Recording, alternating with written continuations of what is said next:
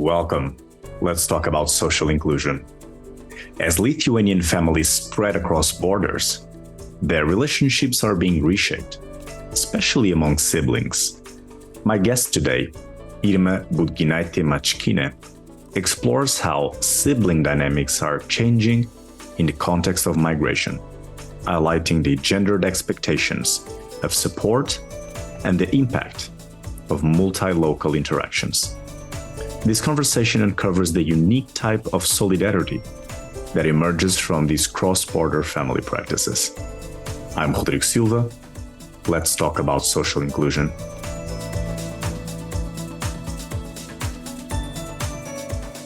Irma, welcome to our episode. Hello, everyone. Irma, tell us about the overall importance of studying sibling relationships in your article. Researching sibling relationships is important because these types of relationships are fewer over time. So generally, we see verticalization of families all across in Europe, at least. A number of us have only one sibling or no siblings at all. So that's why these relationships are more precious, so to say.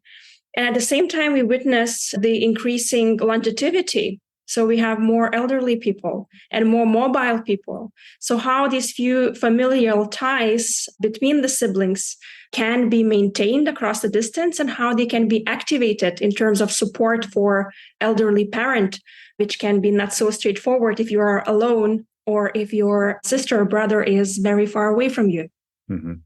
I read your article and you wrote that sibling relationships were rarely the center of attention of scholars that research family lives, that they usually are overlooked, understudied. So was this the void in research that you wanted to address? Indeed, and that's a void not particular to Lithuania. Mm-hmm. In migration scholarship or transnational families, we usually see children-parent relationship. So it's either a young child remaining in the country of origin and their parent living abroad, or is it the adult child living abroad and the elderly parent back in the country of origin? But then these horizontal ties are kind of invisible, taken for granted. They are just there. And as our siblings are with us for entire life or a very long time together, these relationships really matter. And how they evolve over time has to be looked into individually, but also in research. A promising background. So let us know the most important findings, the insights of your study. One of the things that the study looked into was what are the support expectations towards siblings, depending on the distance between them. And what we can see that siblings are way more important than other kin relations and also non-kin relations. Yes, if one would need support, parent, father, or mother are very important as well for everyone. But then the next come siblings, particularly if we look into situations where support is needed when the parents are getting older and their health is not so strong. So they emerge as very important in terms of from whom people would expect support, and regardless of the distance. Even when siblings live apart, far away, they are still seen as potentially people who could help. What other important finding is looking at returnees to Lithuania. And a number of them reported in the quantitative study that they had no siblings themselves. So returning to the country of origin was partly related to their parents' care needs. And if you are alone living abroad, that's kind of a question that more and more Lithuanians will have to ask themselves, either to return or elderly parent to move abroad because the population is aging in terms of migration patterns. What we also saw that there is some detached relationships among siblings. However, altogether, regardless of the distance, relationships remain emotionally close. And this new type of solidarity that was discovered when we were doing the typologies of different solidarity dimensions, so support, emotional closeness, similarity of opinions, communication patterns, emerged that people who have migration experience start to feel different from their siblings, but that does not prevent them to still feel close and still live nearby and still choose to return to live with their family of origin. However, we have to recognize that these relationships are already different. They are shaped by migration experiences, and there is a gap in life choices and what people saw that they cannot reconcile. They feel very different in terms of their opinions and possibly choices in life. And what are some practical implications, some consequences of these findings? The fact that Lithuanians see their siblings as a very important support source has policy implications in the long term. Mm-hmm. So as we have fewer and fewer siblings and families will continue, unless there are big demographical changes, families will become smaller. So the pressures on those who remain or those who were abroad to return to the country will be greater.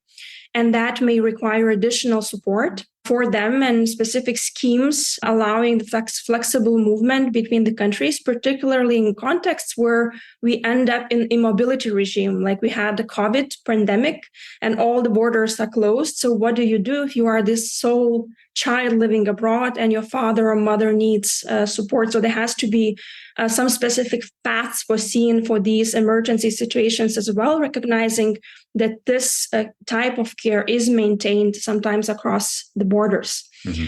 And for individuals, on the individual level, it may also affect the choices of people in Lithuania, whether to move abroad altogether if they are the only person in their family, or maybe to move together with their parents and so on. So this might result in different migration strategies in the future, having in mind family composition changes. Of course. Coming back to the academic realm of the conversation. So what do we need? What's ahead of us now? More case studies of horizontal relationships, as you mentioned, more art of geography. So what's next?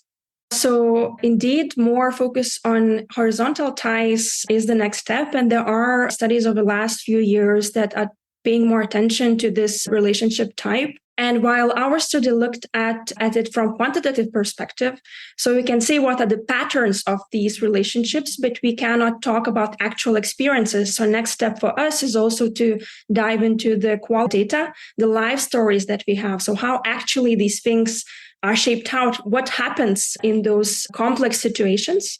And the other research need would be to make sure that we have more longitudinal research, mm-hmm. because we have to recognize that every study, if it's taken once, it takes just a picture of that family situation, that particular moment of time. And our relationships evolve over the life course. So we might have very good sibling relationships now, but we may fall out in the future. And then that actual need comes much later in life. So if we don't trace these relationships over time, we keep having just a picture, but not a complete movie. So that type of research is really needed and not very popular due to financial and timely constraints. Some tips for academic research. Irma, if you had to, this has been a straight on point episode, but if you had to sum your conversation in one or two sentences, the punchline of this conversation, what would it be?